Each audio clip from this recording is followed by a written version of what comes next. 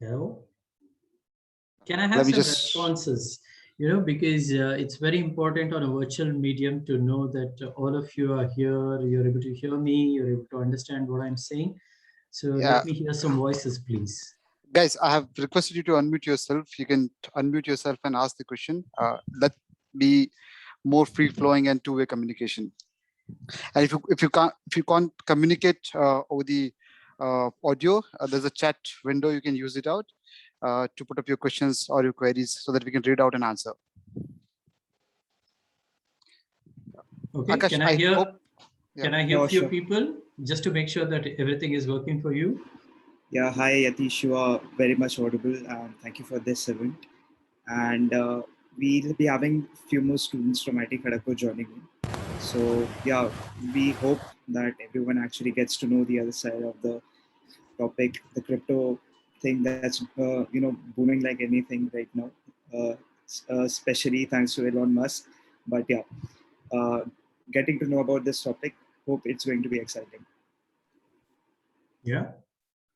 It's exciting. So let me start the session with an introduction of myself. And my name is Yatish, and I head one of the IT departments within Society General Group. It's called Central Functions Technology. We provide IT for all the group functions. When I say group functions, those are the functions which are supporting the group. It could be finance, it could be credit risk, HR, compliance, communication, legal, etc. All of these are support functions within the group. So we provide IT for them. And by virtue of providing IT services for these group functions, it is natural that we encounter, these emerging technologies and trends, which always poses us a question to say whether we have to embark on them, we have to have a cautious approach towards them, or we can embrace them with utmost quickness. Okay, so this has been our constant challenge when we hit upon a topic like this. So happy to share few insights, from a perspective of where we come from as a bank, right? Not from a perspective what you will read about a lot in the internet, mostly because there is a lot of information around this topic on the internet, which I'm sure you would find an opportunity and go and read it about. But I'll give you a perspective from a banking point of view, because that's what is more important, and you will know how we are making progress on this particular topic. Is that okay for all of you? Yes, no, maybe. Yes, sir. Yeah, guys, make it interactive, okay? Because otherwise I wouldn't know your level of understanding or your level of understanding of the topic, and thereby if you have any questions I can address them. Okay, so let's start. What do you understand by cryptocurrency? I just want to understand from you, where do you stand in terms of your own understanding, so that it helps me to build a base on top of it.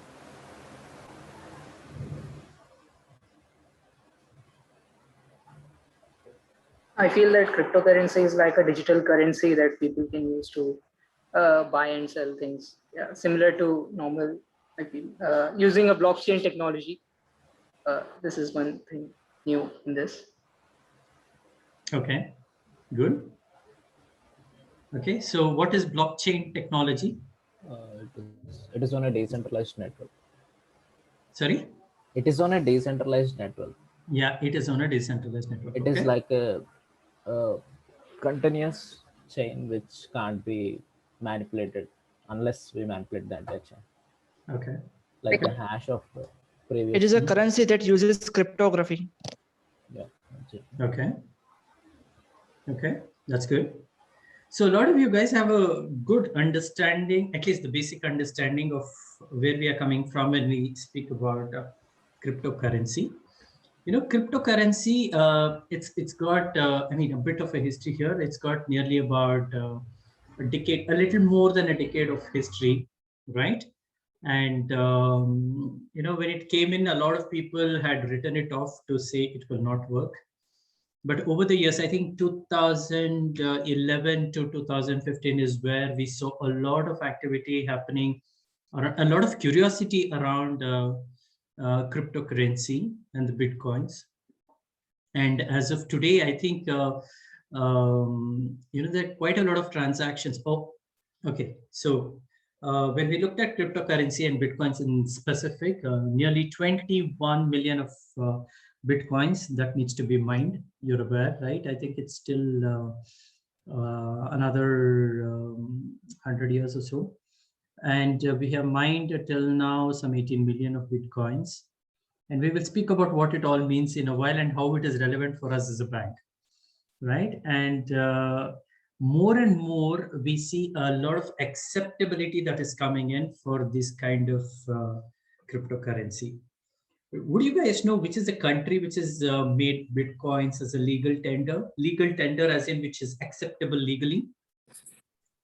El Salvador? El Salvador, yes. I think El Salvador made it, and it's a very recent news.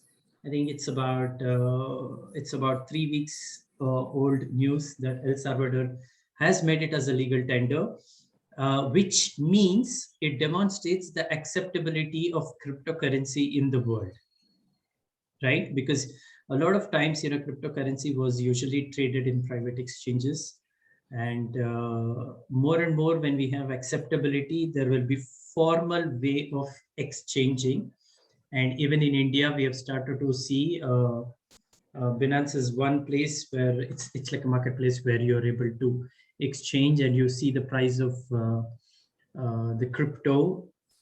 Of course, it depends on which crypto you're trading, but crypto and various trading prices which are available where you can do a buy and sell. So coming back to the basics, yes, it is a digital currency.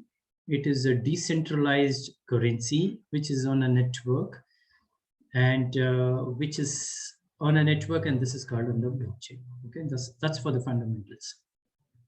And when we talk about cryptocurrency, a lot of things have to be kept in mind. Okay, so firstly, we need to understand what started as a scope which was very private in nature. I'm saying it as private because if you look at the banking industry, it is a very highly regulated industry. Okay, do you understand what do you mean? What do you understand when I say it is a highly regulated industry? Like monitored by RBI. Monitored by RBI. Okay, if you're taking the Indian context, yes, it is monitored by RBI. If you take any other country, they have their respective regulator, and this typically is the central bank who monitors those banks or the banking system in general. So the reason why we do this is because we banks, what are we? We are a broker, basically. Okay, we are a broker between two parties. One is the source of funds, and second is the use of funds. Correct? What we do for somebody who needs funds, the use of funds, we help them, we facilitate for them to get funds from different sources. Okay, the sources could be investors, the sources could be people who want to put their money in different instruments, in different financial holdings, etc. So we take the money, we manage it, we are able to provide mechanisms, channels, vehicles in which these sources can be used, right? So this is primarily our responsibility. And while we do this, what do we do? And how do we generate income? Any ideas? Through interest and investments. Okay, to interest in investments, yes. For example, let's take a loan instrument. If there is a loan instrument, then what we do, we charge an interest rate, and that becomes my interest income. When I say I, it is me as a bank, right? What happens when there is a payment? Okay, so there is somebody who is sending money to a receiver. What happens during this transaction? There is some transaction cost. Correct. There is some transaction cost when there is a payment that is done, correct? Because somebody who uses my network, right? It could be Visa, it could be Master, and eventually it is connected to a bank account at the end.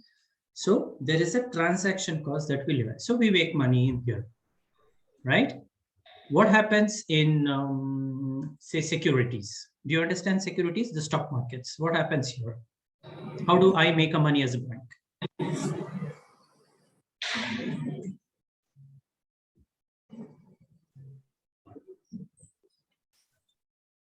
By evaluating a company through IPO. Through IPO. Okay. So what is the service that I'm offering? Underwriting. Underwriting. So underwriting is a service that I'm providing, right? By helping firms to make an IPO offer. Okay. So what other services do I provide when we talk about securities? There's transaction ability. You allow it to for a leverage facilities as well. When someone is shorting, you allow those things. Then in many cases, you are the market makers as well for the Market makers, yes. Brokers, right? We do broking as well, right? What happens? Do you guys understand trade finance as a domain? Do you understand trade finance as a domain?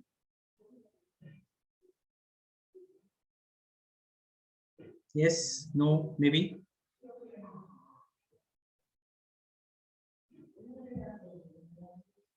No?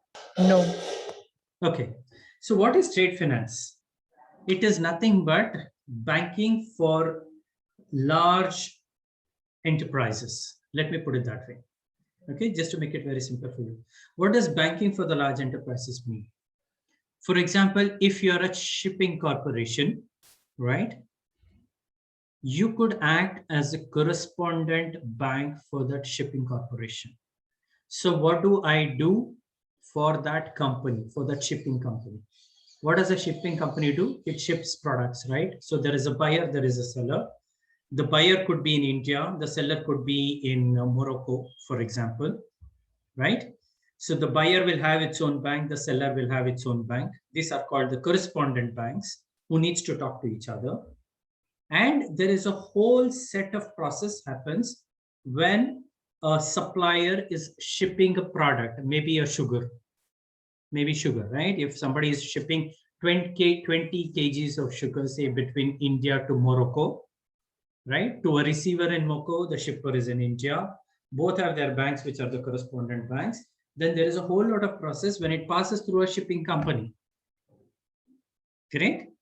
And the whole processing of this transaction, okay, it is a set of documents which is called as bills of lading.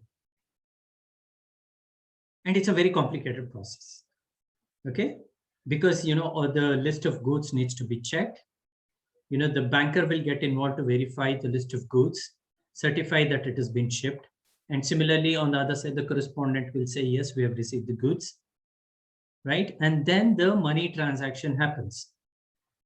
So there are various, I'm trying to simplify as much as possible for your understanding, just to give you the key elements. But there are a lot of steps that happens in this whole transaction. So any banking that we do, any financing activity that we do for large enterprises, for big commerce enterprises, it is called as trade finance. I just gave you an example of a shipping chain. And in this whole process, there's a whole lot of documents that gets prepared, as I said, in the bills of lading process. So for you, it is very important to understand why I'm talking about these different types of transactions. So we spoke about loans, correct? We spoke about securities. We spoke about underwriting. We spoke about payments, right? We spoke about trade finance. There's another area which is very interesting and which is very, very important in a very highly regulated environment. That is called as a KYC process. Do you understand what KYC is?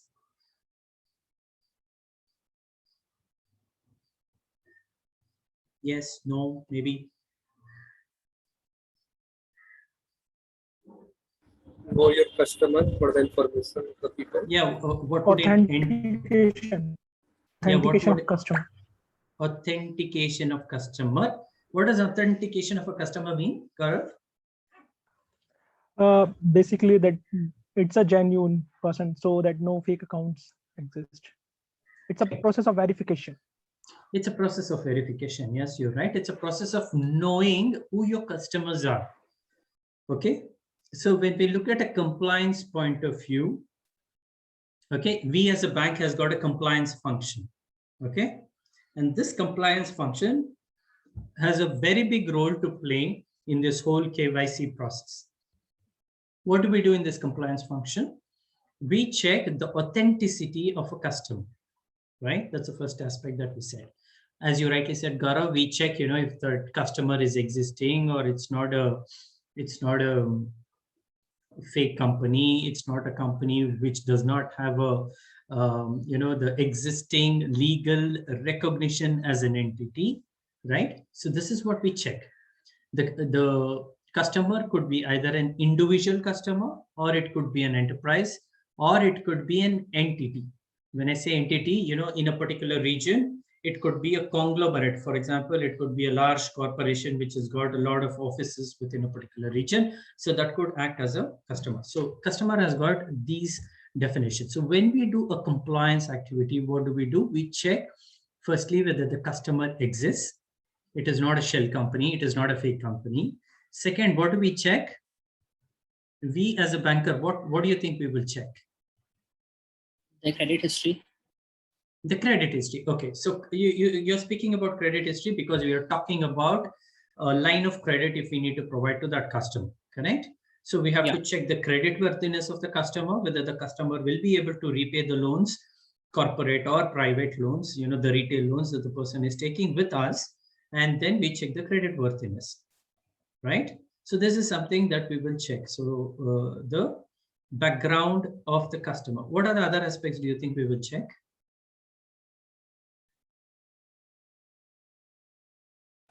As part of KYC, yeah, Uday? Okay. If the person is taking a loan, then we'll check about the collateral.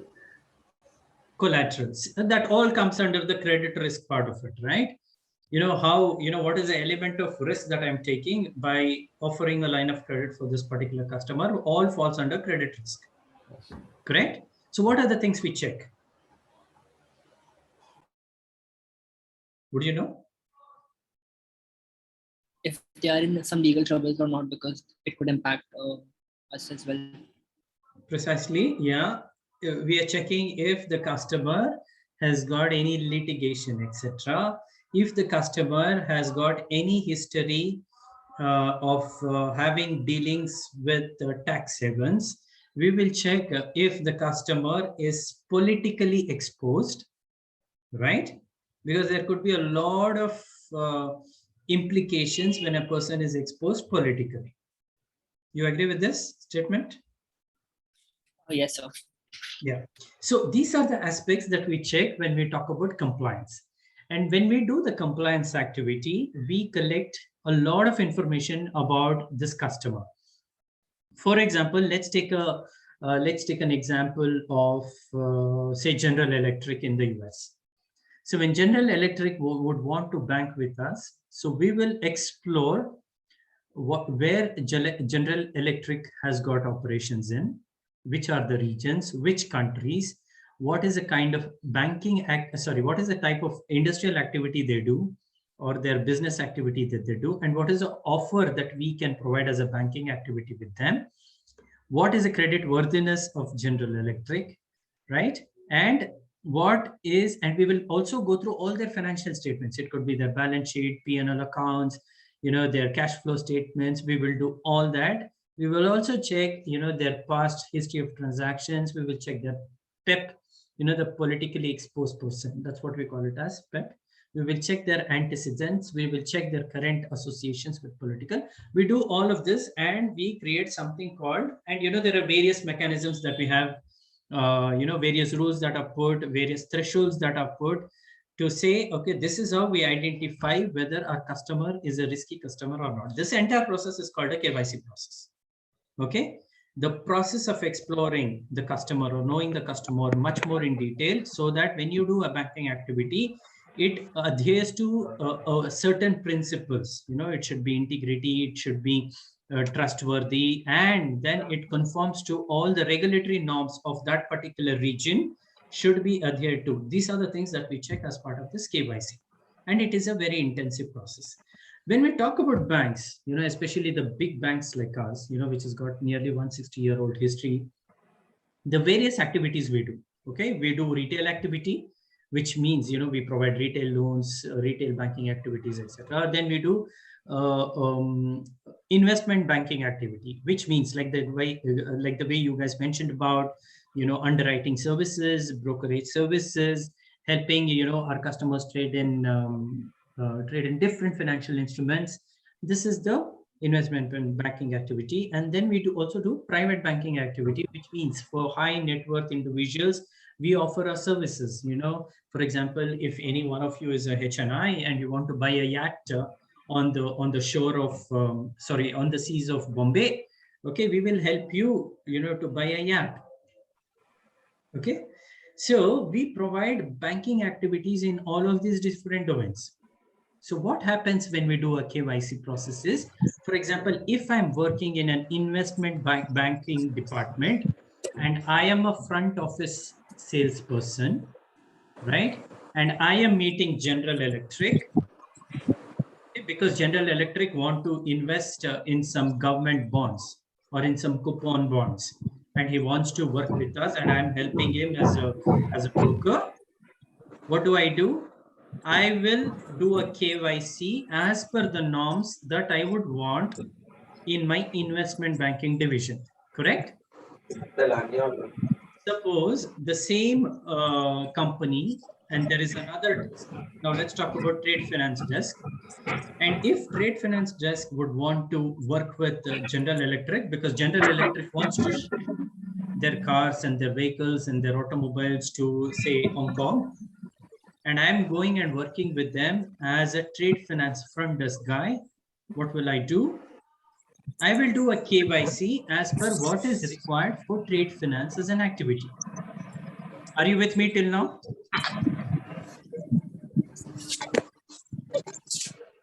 Is this clear? Yes. Yes. Okay. So for each type of banking activity that I do with the same customer, people who are not speaking, if you can please be on mute, please. Yeah, thanks, Pushpal. So if we are doing banking activity, different banking activities with the same customer, there is a tendency to do a KYC, which is very specific to the scope of banking activity that I'm offering them. Okay. So here there is a big potential where we can apply blockchain. Do you guys get it? Yes, sir. Okay. So the reason why we spoke now, okay, just to summarize, we spoke about how we can enable cryptocurrency transactions, and we spoke about how we do it currently. Okay, we spoke about payments, we spoke about securities, we spoke about loans, we spoke about trade finance, we spoke about KYC. So these are the 5 themes that we spoke about. I mean, there are many other themes that I can go on elaborating. These are 5 themes where you understand that today a bank plays a larger role. Now shift the scenario to cryptocurrencies. What happens in cryptocurrencies? Okay, let's start with KYC, right? Now, when we do a KYC using a DLT technology, we can have this information readily available between different desks that we have within the bank. Correct? Today, what is happening? Each one of us is going and doing the KYC for our various banking activities, right? If we implement the DLT technology, what do? It's already available on the distributed ledger, right? The KYC information is already available on the distributed ledger. So it becomes easier for different trading desks, different desks, front office desks, which are liaising with the customer to do a KYC in a much faster way, less cumbersome way, and it makes the process last, a lot faster. And more importantly, It will reduce the frustration for a customer, because when a customer looks at a very big bank, like a Goldman Sachs, like a JP, like a Society General, etc., and you have different desks coming to that person for different type of banking activity, there is a level of frustration, right? Why this person is asking me the same information again and again? So this is one area where we can look at definitely these kind of technologies to come handy. Let's talk about tracing the trade finance activity, right? As I said, the trade finance activity today, it's heavy, it's extremely paper ridden, because there is this bills of lading that keeps moving like that, it goes to the bank, etc. So by moving into a completely distributed ledger again, the information is processed faster, right? There is a lot of transparency, and we can make it more secure. And there are different parties who can actually trust the way the information is, is put on the ledger, and they can consume it very easily. So that we spoke about the trade finance. Now let's talk about loans. What happens in loans? When there is a credit, that is not paid back, and there is a defaulter that are happening. There again, when we apply a distributed ledger technology, it makes it more secure, more easy. And I will give you a few other instances of how we are able to track as well, because sometimes you also get to hear that, it's very difficult to track on if you are on the blockchain, but yes, you can do it. I will tell you how in a few minutes, but this is where again it could help. When we talk about securities, when we are doing a lot of buy and sell, it could be bonds, it could be stocks, it could be any type of assets, and sometimes even derivatives. We could place them on these blockchains, the public blockchains, and that will also make the settlement of such trades much faster. Okay. And today we are talking about different exchanges in different countries. And think about when we speak about the blockchain itself, then it becomes literally region agnostic, border agnostic, and you can have a trading system which is across regions. So that's about securities. Then we spoke about payments, right? By having this, the decentralized ledger, for all the payments, Bitcoins are the ones. Payments could be very faster. And, one of you did mention that there is a charge, that there is a cost, the transaction cost that happens on the payments. By going on this network, you will see a significantly lower fees, because today the transaction cost is calculated or is based on what are the systems, when a sender is sending a payment to a receiver, what are the systems that it traverses through, what is the infrastructure it traverses through, what is the processing of it, and the various steps of processing, the various controls that are put in that processing, all of that is included in our transaction cost. Because those are simplified to a very great extent, you see when you do a payment, the transaction cost significantly lowers down. Okay, so these are the areas where, at a very, very high level, where when you look at it from a banking industry point of view, cryptocurrency or a digital currency could play a major role. So what does it mean for us as a bank? There are two things. Okay, we spoke about advantages, right? We spoke about advantages. What was the advantages? Firstly, anybody wants to summarize? What are the advantages that you see from all the examples that I gave you? Low Process is faster. Processing is faster. Transaction cost is lower. Then It's transparent with other decks. Correct. It becomes very transparent, right? And it makes it a lot easier, when there is a transaction that happens between two parties. Now, what did I tell you? We are a bank, right? And we are a facilitator.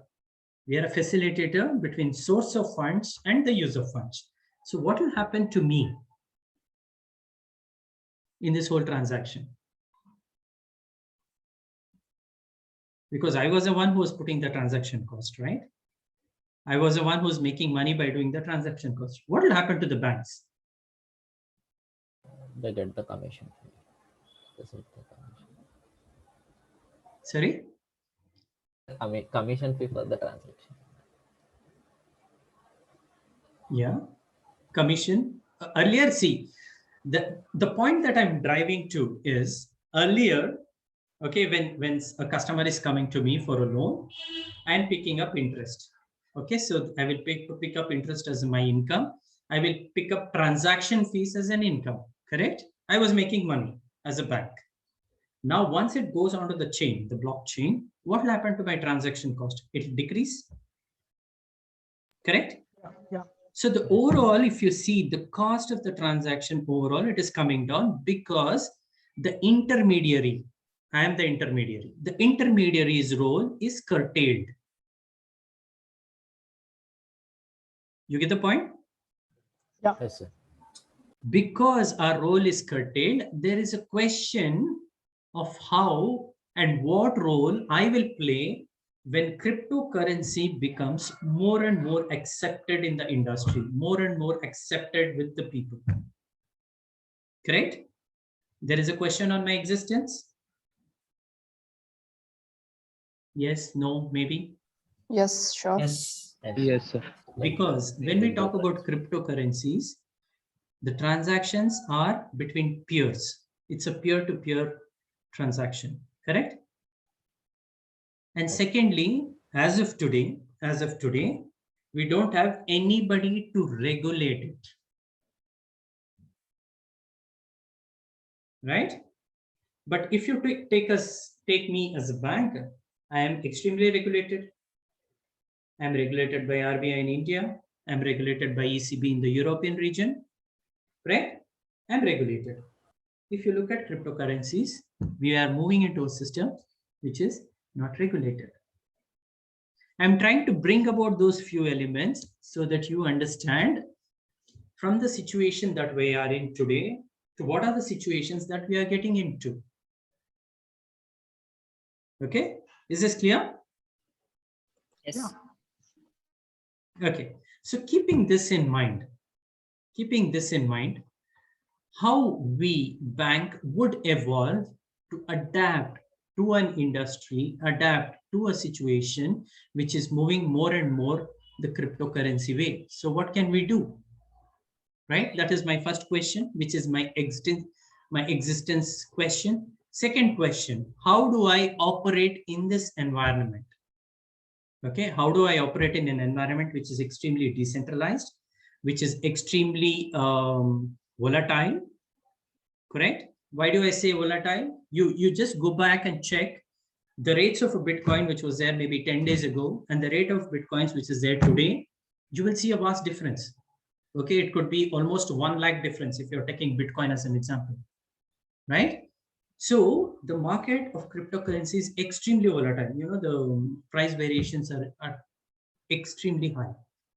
Okay, so this is a volatility which I could face as a bank.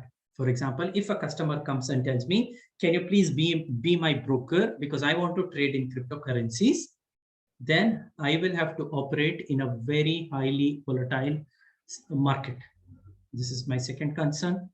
Third concern is, what did we speak about? KYC, right? Know your customer. What happens in cryptocurrency? We just have the public keys. Correct. You just have the public keys. Correct? The transactions are transparent. Correct? The transactions are on the public network, which is our blockchain. But it is anonymous. So that makes it very difficult when we operate in the current environment where I can do a lot of my KYC and I'm moving to a situation where there's no, I mean, it's very difficult to do a KYC when the transaction is there on the public domain, right? So this becomes concern. So that's exactly why when we operate in a cryptocurrency industry, we are extremely cautious. We are extremely cautious because then we have to play a dual role between an extremely regulated environment to a role which is extremely unregulated at this point in time.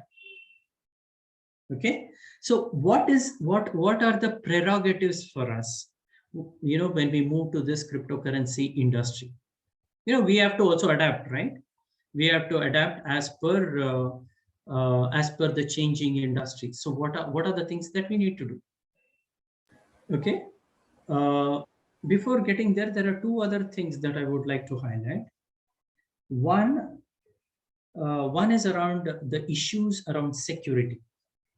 Okay, there have been a couple of breaches in the past on the cryptocurrency, and you know, some of them, you know, I read almost like 500 million breaches that have happened, and the security, if it has to be well honored, then the infrastructure should support it. And if infrastructure needs to support it, there has to be a good amount of investment done on that infrastructure to support it. So to make it extremely secure and to also be able to scale it, right? These are the two areas where we need to beef up the infrastructure. Correct? And the rest of the points anyway we've spoken. It could be a regulated environment. It could be the volatility part of it, right? We have spoken all of it. So these are the things, considerations that we need to have as a bank. So how can we play and adapt to the newer situation that we're coming to is firstly around the role that we could possibly play is how do we play custodial services, right? Which means to say, how do we become a custodian? Bank can act as a custodian. Do you understand the word custodian? Maintaining that storing someone's crypto for a longer period. Correct. Precisely the point. So we as a bank, we will have to change our operations to become a custodian for storing somebody's keys, cryptographic keys. So that will be one area. So you would have heard a lot of and come across a lot of wallets, right? Hot wallets, cold wallets, private wallets. You would have heard these terminologies, right? So we as a bank can play a big role there. So that is the first area. The second area is how we can help. You know, there could be, I mean, we are also targeting population who don't know anything about cryptocurrency, right? So how we as a bank can help them or enable them to get onboarded on this whole cryptocurrency experience, right? And how we can help them, enable them to trade on cryptocurrency. So that could be my second role, right? The third role could be, I could also maybe associate myself with the crypto exchanges. Have you heard about any crypto exchanges? Yes. Yeah. So, yeah. For example, Binance, BitPNS, Coinbase. Then we have, yes, Gemini in the US primarily. So, like the way JP Morgan Chase is now already associated with two of those exchanges, we could also potentially look at how we can take on these cryptocurrency exchanges. And we also play, you know, one of you said, you know, we could become a market maker. So we could also play a market maker role there, right? And the biggest and another biggest role that we could play as a bank is as a payment gateway, correct? Today, there are, you know, you can have your PayPal account, for example, associated with a crypto transaction, right? You have to use it, you know, when you have to buy and sell Bitcoins, you know, you can create a PayPal account if you're trading cryptocurrencies. So we can play that role like a PayPal as a bank, you know, as a payment system for the cryptocurrency exchange. So this is another role that we could play. We spoke about KYC, right? And that's when we also speak about something called as smart contracting. Have you come across this word, smart contracting? Yes. What is a contract? Contract is between two individuals who agree onto something. It could be payment, it could be a receipt, it could be a shipment, etc. Two parties, you know, who agree on the conditions within the contract on a specific date, which is called as an effective date, and then the transaction happens on that particular date. So these kind of contracts could be eventually moved smartly and digitally using this network, and all the payments that happens over this network, we will use cryptocurrencies to do it. Okay, it could be mortgages, it could be loans, commercial loans. We spoke about trade finance extensively, so it could also be to provide, say, for example, a line of credit to a shipping corporation, right? So this is the role that we could play. So if you really look at our role, we are also adapting to move into these kind of roles that we play as we evolve in this industry of cryptocurrency or the digital currency. Is this clear?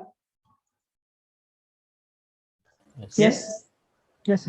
Okay, so that is role as a bank. And a few words I'll speak about Societe Generale, because there are some things that we are still working on, some things that can be told in a public domain like this, some things cannot.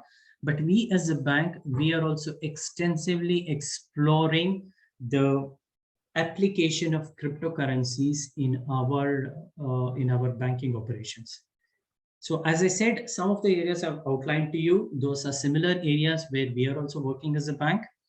And we will have to see how we evolve slowly and further in these areas and play a major role. And that will inherently change our operating model and our operations as we are today as a bank.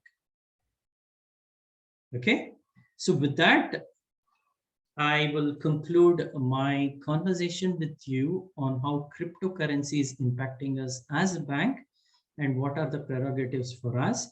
And I leave at least the next 15 minutes for you guys to ask any questions that you might have, so that, I'll be able to answer them. Is that okay for you? Yes, sir. Okay. So one of the threats was that the volatility of the crypto. So Yeah. how the bank can deal with that, the volatility of cryptos?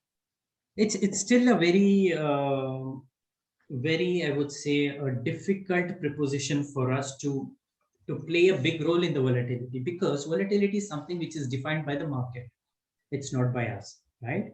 So today, the actors or the players within these kind of exchanges or the crypto exchanges are limited. If you really see the overall volume of our banking activity, okay, as we progress more and more on these type of crypto transactions, more and more players start coming in, suppliers coming in, the exchanges are formed. I think we will have more stability in the volatility aspect of it. Okay, so that's my vision, and maybe we will move in the direction. But as of today, we will continue to be like that. And there are factors which contribute to that volatility as well, right? For example, the factors could be because there is no regulator today. For example, if there is an issue, right, on this kind of a transaction, whom do we go to? So there is a question, and hence there is a possibility of that volatility. I'm not saying there has to be a regulation at some point in time. There could be a regulation that could come in. In fact, I was reading a report where Binance has been fined by the Thai government, right? They have applied a big hefty fine on them. So more and more the governments are coming into the picture, and more they bring in a bit of a regulation. I think we will have a bit more saner volatility. So we will move from volatility to stability in course of time. Mostly, we yes. may expect. We may, yes, you're right. But sir, with the kind of stability you're telling, it will become more centralized instead of decentralized. And again, the trust it didn't become decrease because the trust first of all came because it is decentralized. Yes, it's always a balance that we need to do. And that's why I said volatility is mostly defined by the market, right? And the actors in the market. It depends on, in which direction the actors would take the market to, right? For example, I also read FBI, for example, he's been able to trace, because we said somewhere during a conversation today that the entire transaction is anonymous. You'll not be able to figure out, who is the originator, who is the receiver, for example, of the transaction. Today, FBI claims they're able to trace back to the user who originated the transaction. And if that continues to happen, I mean, that happened on a specific case where they had to investigate a particular transaction. But if they have a reach, I'm sure, we will move into a more regulated environment. Now, if that regulated environment happens, then the attractiveness, because, as you rightly said, trust is the biggest factor in this whole chain. We will have to see what will be that evolution around the trust factor vis-a-vis the regulation that will come. See, today, if you take an example of an existing bank, when you do a transaction, it is not like you don't have a trust, right? You still have a trust in the transaction that happens.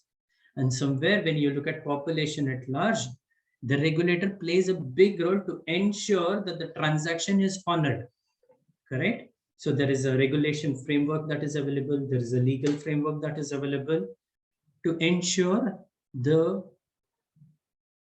we play a good facilitation role between two parties who needs to honor the transaction, right? That is a different level of trust that we have created in a regulated environment. Maybe we will go into that.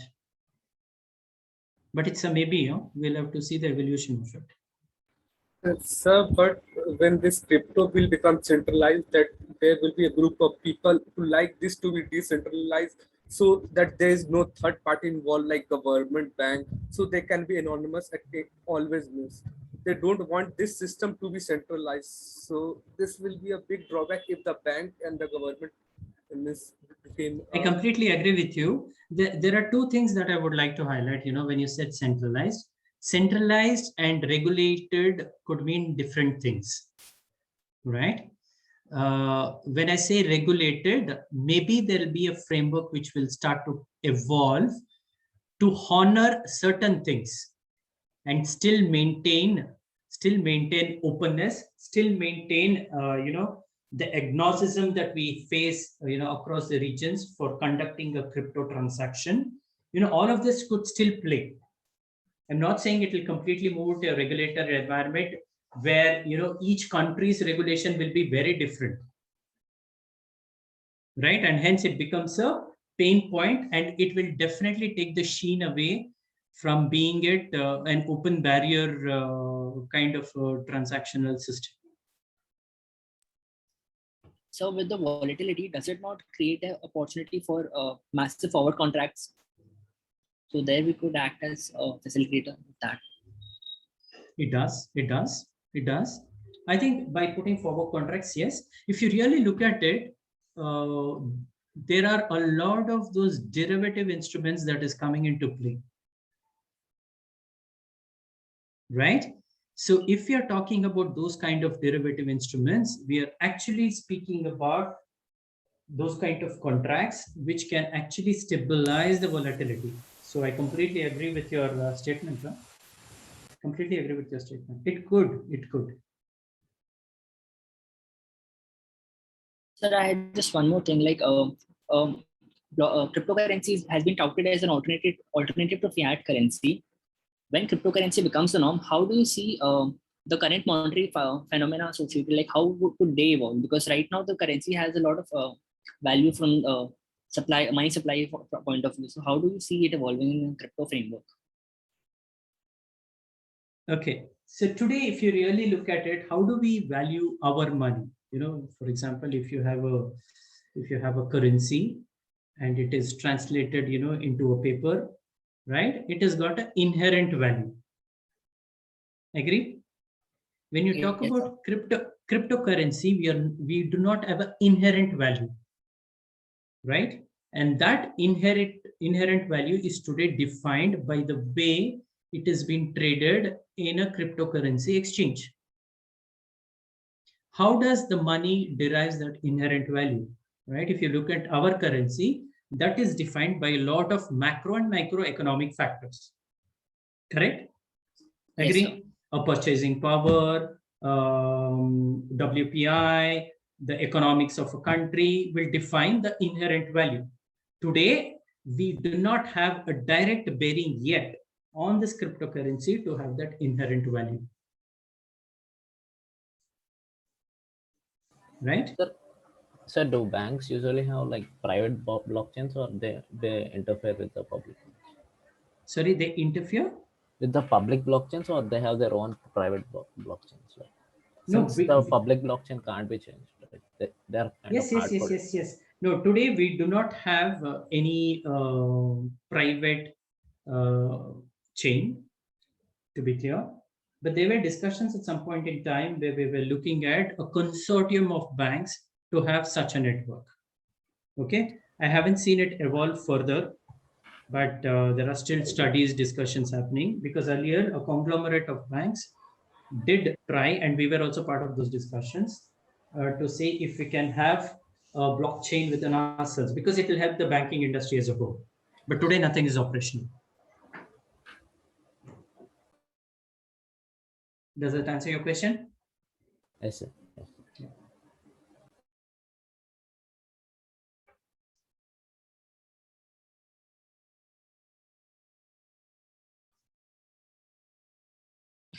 Okay, great. Yatish, just time check. We have another 7 minutes to go. Yes. So any other questions that you have, anybody? Guys, I feel the session is really interactive, and I really like the way the participation is coming from you guys. The kind of questions have been answered by Yatish, and it was really a great inquisitiveness coming from you, especially on the crypto side. So if you have some more queries, please do ask. We have another 7 minutes to go, guys. Over to you. Yeah. What do you think? Crypto is going to help these banks or not in the future? Your opinion?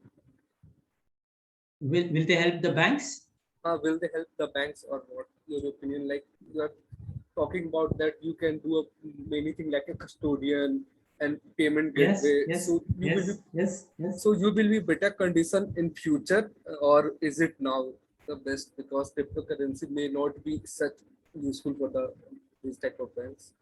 Okay, so to answer that your question, we as a bank have to evolve all the time, right?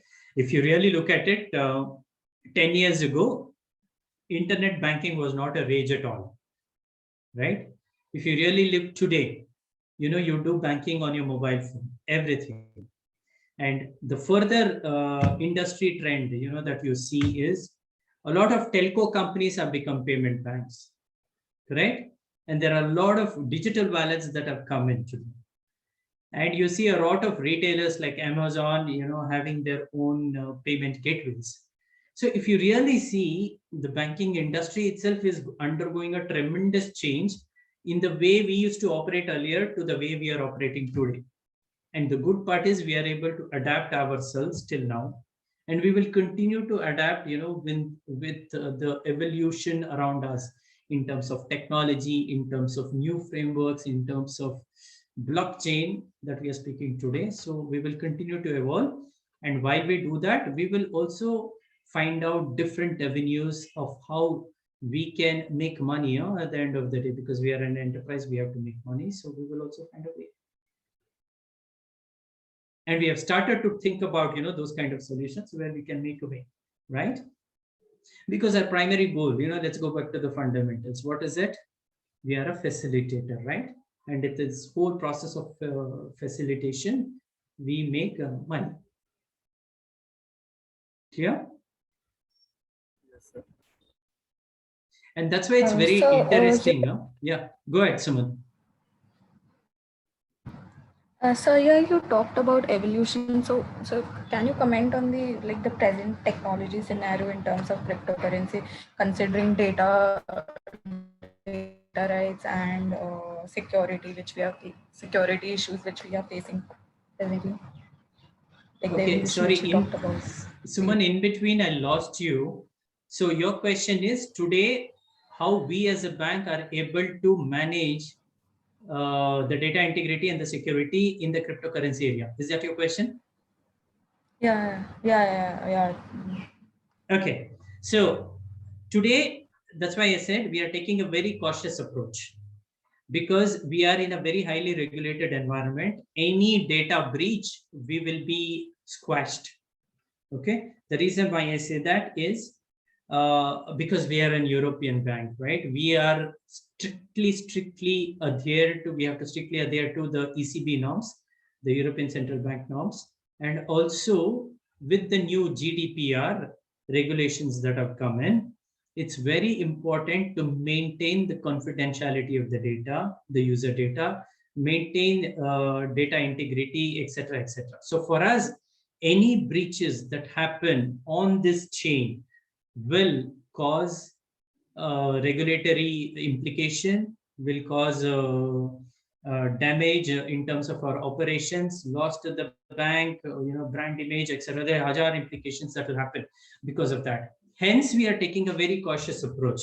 If you really look at any bank today, the adoption of cryptocurrency is happening slowly.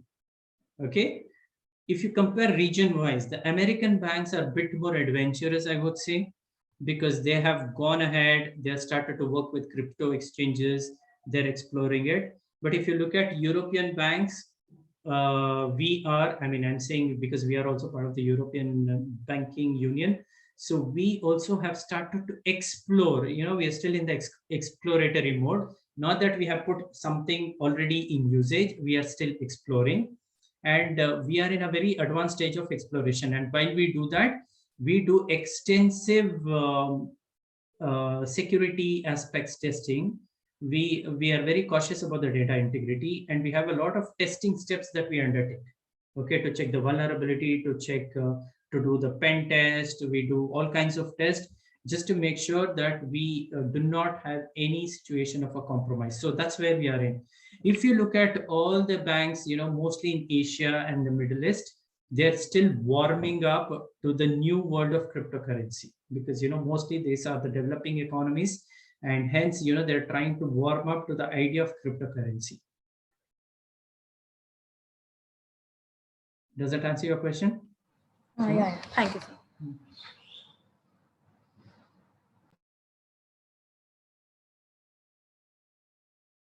Okay, any one or two last questions?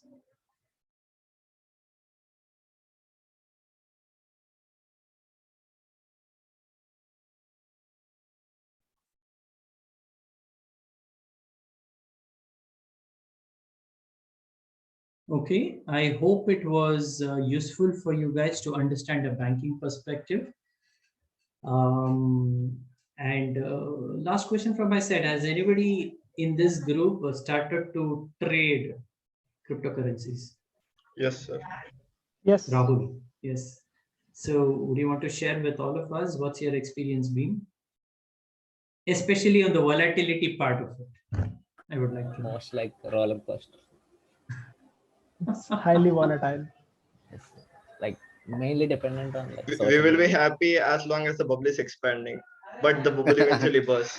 So which ones do you guys trade on? Is it Ethereum, Tether, Bitcoin? Which ones? Mostly Ethereum, because it's not as stable as Bitcoin, but it's not as volatile compared to others. So it's a bit of the profitable one and not very volatile. It's not Dogecoin types. So.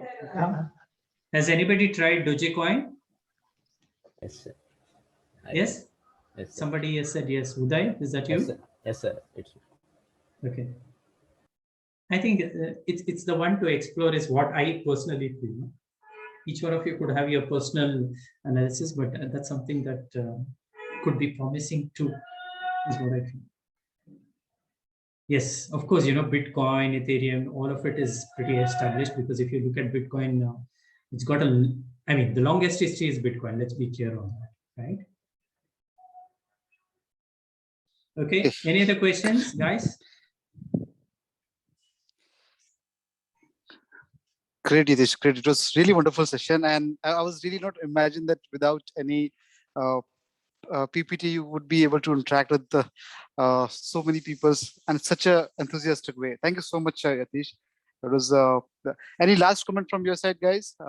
Any last comment, Akash, before closing the session? Suraj, I guess there's a question in the chat.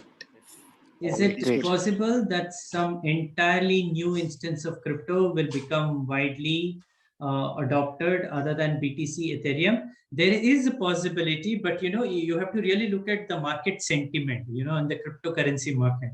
What is typically the market sentiment? For example, if you want to go and buy cryptocurrency, what would you look at? The same would play for any other cryptocurrency. And that's exactly why when somebody wants to trade on a cryptocurrency, they would go with, like the way we were discussing, right? The crypto which has got the less volatility, the one which could have a positive impact on your own balance sheet, right? These are the aspects that you would look for. And hence, the concentration is around a few of those cryptocurrencies. And that's why I said Dogecoin could be a dark horse in the whole game. Not that I'm giving you any investment advice, but that's what I feel could be a dark horse.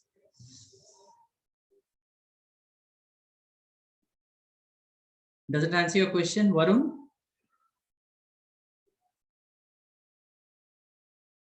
I don't know if you're still there. Yeah. Okay. Yeah. He Matt. Perfect. Great, guys. Okay. Thank you. Yeah, Yatish. Any last comment? No. I think it was a very nice crowd. I really liked, as Suraj mentioned, your interaction, because I think this has been for a very long time, right, Suraj, that people actually spoke quite a lot and we really had a conversation. Because typically when I present something on a slide, people just read the slide and they're pretty lost in that or in a deep thought around it. But because I did not want to have this slide, it was for this reason. Yeah, and it might be impact of the same, that since you don't have a slide, there will be more inquisitive to know about, and they're searching it out and asking the questions on it. So yes. That's true. Great, guys. With the note, we'll be closing the session now. Thank you so much. Thanks, Akash, again for organizing this. And just to inform you guys that as previous year, we are going to visit IIT Kharagpur this year as well for internship as well as full-time hiring. So be ready. And what are the projects you are currently doing? Put a more focus on it, because a question majorly deals on the projects which you are currently preparing it out. And yeah, all the very best for that. Thanks, guys. Thanks. All Thank the you so very much. best. And Thanks, I wish Yatish. you all a very good evening. Take care of yourselves and get yourself vaccinated. Okay? Take care. Thank you, Yatish. Thank you. Bye, Yeah, guys. bye-bye.